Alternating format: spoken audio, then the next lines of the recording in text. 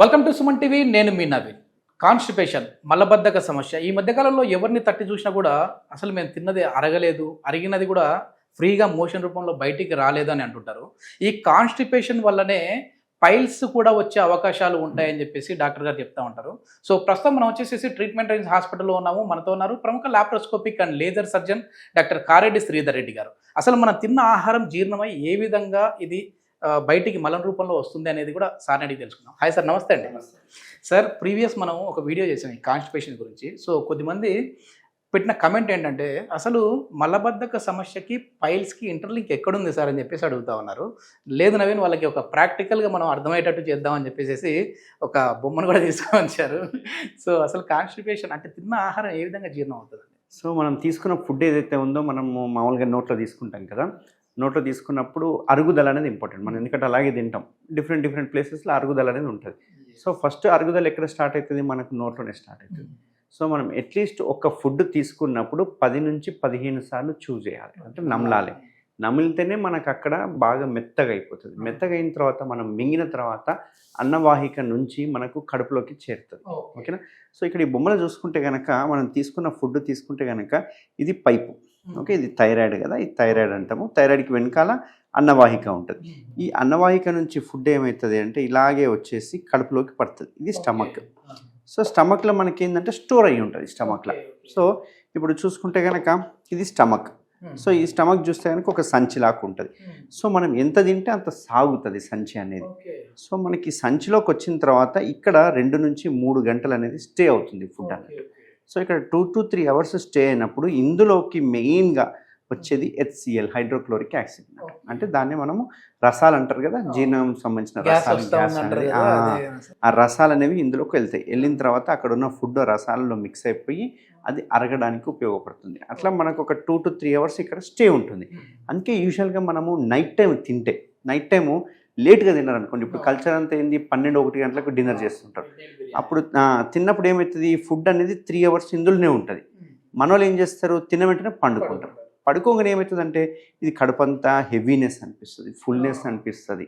అది అరిగే దాంతో పాటు ఏమవుతుందంటే ఆ HCl ఏదైతే యాసిడ్ రిలీజ్ అవుతుందో ఆ యాసిడ్ పడుకోగానే ఏమవుతుంది, పైకి ఎదబాగుతూ ఉంటుంది. పైకి ఎదబాగేసి మళ్ళీ అన్నవాహికలకు రావడము, ఇక్కడంతా మంటలా కనిపించడము, గ్యాస్ వచ్చినట్టు అనిపించడము, ఊపిరి పీల్చుకుంటే ఒక రకమైన పెయిన్ అనిపించడము, ఇట్లాంటివన్నీ చూస్తూ ఉంటాం అన్నట్టు.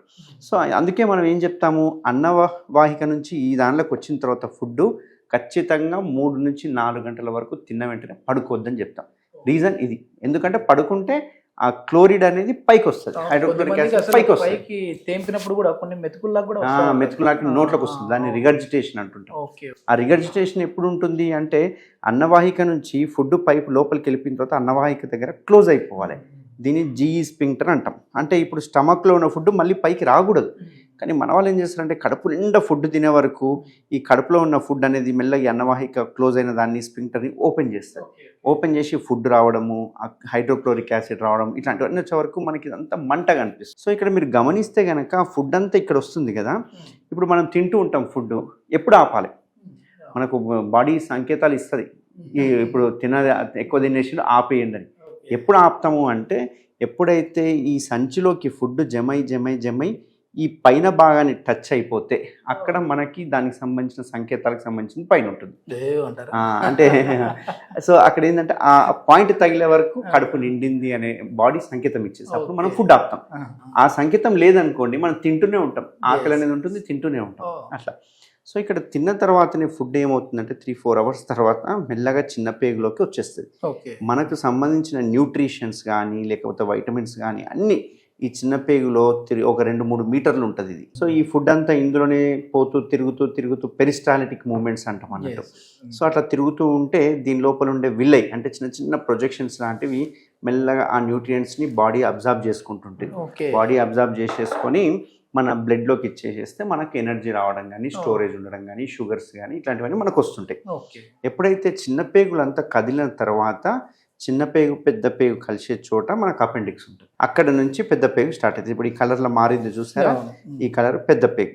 సో మనం తిన్న ఫుడ్కి సంబంధించిన న్యూట్రిషన్స్ అంతా చిన్న పేగులోనే అబ్జార్బ్ అయిపోతాయి. పెద్ద పేగుకి వచ్చే వరకు అబ్జార్ప్షన్ అయ్యేది ఏంటి అంటే ఓన్లీ వాటర్. ఓకే. వాటర్ తప్ప ఇంకేమీ అబ్జార్ప్షన్ కాదు. ఓహ్! అంటే పెద్ద పేగులోకి వచ్చింది అంతా వేస్ట్ ప్రోడక్ట్ అని అర్థం. హుహు. చిన్న పేగులో తిరిగిందంతా గుడ్ ప్రోడక్ట్ అని అర్థం. హ్మ్. సో పెద్ద పేగులకు రాగానే ఆ వేస్ట్ ప్రోడక్ట్ ఏదైతే ఉందో అది మనకు మోషన్ లాగా బయటకు వస్తుంది. బయటికొస్తాం. సో మోషన్ గమనిస్తే మనకు బ్రౌనిష్ కలర్లో వస్తుంది. అవును. బ్రౌనిష్ కలర్లో ఎందుకు వస్తుంది అంటే స్టెర్కోబిలినోజిన్ అనే ఒక ప్రోడక్ట్ మనకి లివర్ నుంచి వస్తుంది కాబట్టి దానివల్ల మనకు బ్రౌన్ కలర్లో మోషన్ వస్తుంది. ఓకే. ఓకే. సో ఇప్పుడు కనుక మీరు వాటర్ బాగా తీసుకున్నారు అనుకోండి, హ్మ్. ఒకవేళ సపోజ్ నేను చెప్పినట్టుగా ఒక 4-5 లీటర్స్ వాటర్ బాగా తీసుకున్నారు అనుకోండి, అప్పుడు తీసుకుంటే ఏమవుతుంది, ఈ పెద్ద పేగులో మలం తిరిగేటప్పుడు ఆ మలంలో ఉన్న వాటర్ బాడీ అబ్జర్వ్ చేసుకుంటుంది. Hmm. కానీ మనం ఆల్రెడీ బాడీకి సఫిషియెంట్గా వాటర్ ఇచ్చామనుకోండి, Yes. అప్పుడు ఇందులోకి వెళ్ళి వాటర్ అబ్జార్ప్షన్ ఉండదు. Yes. మీరు ఒకవేళ వాటర్ సరిగ్గా తీసుకోకపోతే బాడీకి కావాల్సిన వాటర్ ఏదైతే ఉందో అది ఎక్కడి నుంచి తీసుకుంటుంది, పెద్ద పేగులో మలం ద్వారా తీసుకుంటుంది. ఓకే. అప్పుడు ఎప్పుడైతే ప్రయాణం చేసేటప్పుడు అందులో ఉన్న వాటర్ని అబ్జర్వ్ చేసే వరకు ఈ మలం గట్టిగా ఫామ్ అయిపోతుంది, Okay. హార్డ్గా Yes, ఫామ్ yes. అయిపోతుంది. అవును, అవును. అందుకే మనం ఎప్పుడు చెప్తుంటాం, మోషన్ అనేది ఒక సెమీ లిక్విడ్ స్టేజ్లో ఉండాలి. అవును. లిక్విడ్గా ఉండొద్దు, హార్డ్గా ఉండొద్దు, సెమీ లిక్విడ్ స్టేజ్లో ఉండాలి. ఆ స్టేజ్లో మనకు బయటికి రావాలంటే మనం సఫిషియెంట్గా మన బాడీకి వాటర్ అనేది ఇవ్వాలి. Yes, yes. మనం వాటర్ని ఇవ్వకపోతే ఇది హార్డ్ పెల్లెట్స్ మాదిరిగా తయారవుతూ ఉంటాయి. Hmm. అట్లాంటిది మలద్వారం నుంచి బయటకు వస్తుంటుంది. ఇప్పుడు Okay. చూసుకుంటే కనుక మనం ఈరోజు ఫుడ్ తీసుకున్నాం అనుకోండి, Hmm. పెద్ద పేగు రావడానికి ఒక రోజు టైం పడుతుంది. Oh. ఓకేనా? పెద్ద పేగులోకి వచ్చిన తర్వాత ఈ పెద్ద పేగుల నుంచి మలం చుట్టూ ఇట్లా తిరగడానికి Hmm. Minimum 36 to 72 hours time పడుతుంది. అంటే Okay. మెల్లగా మలం ఫామ్ అయ్యి స్లోగా వెళ్తుంటుంది. Okay. అందుకే యూజువల్గా మనం ఏమంటాం, ఒక రోజు మోషన్ పోకపోయినా కానీ అదేం కాన్స్టిపేషన్ కాదు, Constipation కాదు. అదేమి డిసీజ్ కాదు. ఇప్పుడు కొద్దిమంది తిన్న వెంటనే అబ్బా నాకు తిన్నాను బాత్రూమ్ వస్తుందని వెళ్తా ఉంటారు కదా, Yes. అంటే ఇప్పుడే తిన్నాడు ఇప్పుడే వెళ్తా ఉన్నాడు వీడు అని అంటుంటారు. అది ఇప్పుడు తిన్నది కాదు, అది ఇప్పుడు తిన్న ఆహారం కాదు. 2 రోజుల ముందు తిన్నది, ఒక రోజు ముందు తిన్న ఫుడ్ Yes, అన్నట్టు. yes. సో ఇక్కడ ఏంటి అంటే మనకు కోలాన్ ట్రాన్సిస్ట్ టైం అంటారు అన్నట్టు. Okay, colon okay. ట్రాన్సిస్ట్ టైంలో ఏంటంటే ఈ కోలాన్లో మెల్లగా తిరిగే దాన్ని బట్టి మనం కాన్స్టిపేషన్ ఉందా లేదా అని చెప్తూ ఉంటాం Okay, అన్నట్టు. okay. So 36 to 72 hours time పడుతుంది. Ah. ఎప్పుడైతే మనం వాటర్ సరిగ్గా తీసుకోకపోతే, ఎప్పుడైతే హార్డ్ మోషన్ వచ్చిందో, Hmm. ఆ హార్డ్ మోషన్ రాగానే మన వాళ్ళు ఏం చేస్తారు, యానల్ కెనాల్ ఒక లెవెల్ వరకు ఎక్స్పాండ్ అవుతుంది. Hmm. ఈ లెవెల్ కంటే ఎక్స్పాన్షన్ కాదు ఇంకా. So Oh. ఈ లెవెల్లోనే మనం మోషన్ అనేది పోవాలి. Yes. అట్లా కాకుండా గట్టిగా ముక్కిపోయారనుకోండి, అప్పుడు ఇది చీల్చుకుంటూ వచ్చేసేస్తుంది. Okay, అట్లా okay. చీల్చుకుంటున్నప్పుడే అక్కడక్కడ కట్స్ అవ్వడము, Right. లేకుంటే ఆ చుట్టుపక్కల ఉన్న రక్తనాళాలు ఉబ్బిపోవడము, Oh. ఆ రక్తనాళాలు బయటికి రావడము, ఇట్లాంటివి జరుగుతూ ఉంటాయి. దీన్నే మనము ఫిషర్ అని, పైల్స్ అని అంటుంటాం. Okay. సో ఇక్కడ మనం తీసుకున్న ఫుడ్ మలద్వారం వరకు వచ్చే వరకు ఇక్కడ మెయిన్ ప్లే చేసేది ఏంటి రోల్ అంటే water. Okay. What? So water సఫిషియెంట్గా తీసుకుంటే మీకు కాన్స్టిపేషన్ అనేది ఉండదు.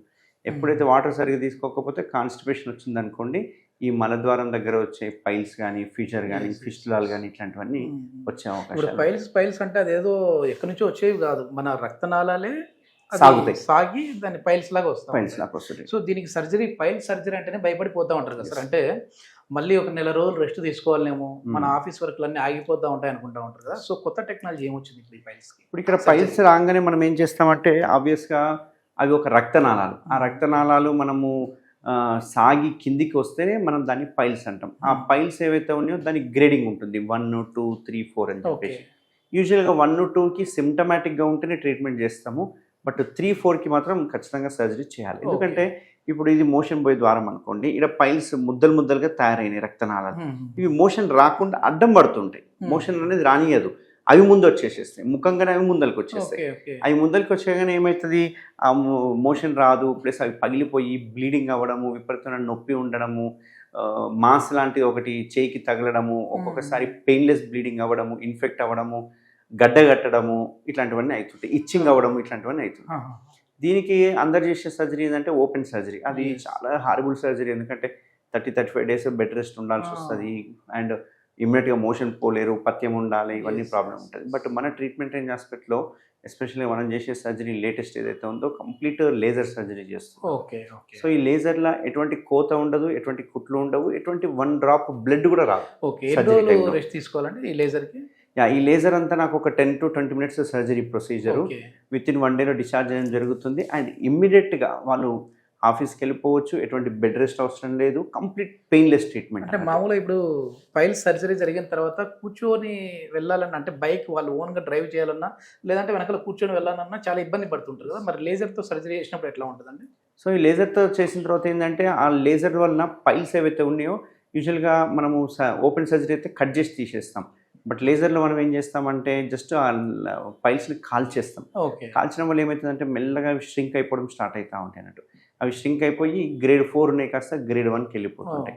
అంతేకాకుండా ఇంకో కొత్త టెక్నిక్ ఏంటంటే మనం స్టాప్లర్ అనే టెక్నిక్ చేస్తున్నాము. ఆ స్టాప్లర్ కూడా వేయడం వల్ల మళ్ళీ మళ్ళీ పైల్స్ రాకుండా ఉంటాయి. ఎందుకంటే లేజర్ చేయడం వల్ల ఉన్న పైల్స్ని ట్రీట్ చేస్తున్నాము. అదే స్టాప్లర్ కొడితే కనుక పైన మళ్ళీ మళ్ళీ ఈ పైల్స్ రాకుండా అరికట్టచ్చు. సో ఇదంతా ఒక 1 డే ప్రొసీజరు అండ్ వితిన్ 1 డేలో మళ్ళీ వాళ్ళ జాబ్కి వెళ్ళిపోవచ్చు, కూర్చోవచ్చు, బండి నడపొచ్చు, కార్ నడపొచ్చు, ఎక్కడైనా వెళ్ళొచ్చు.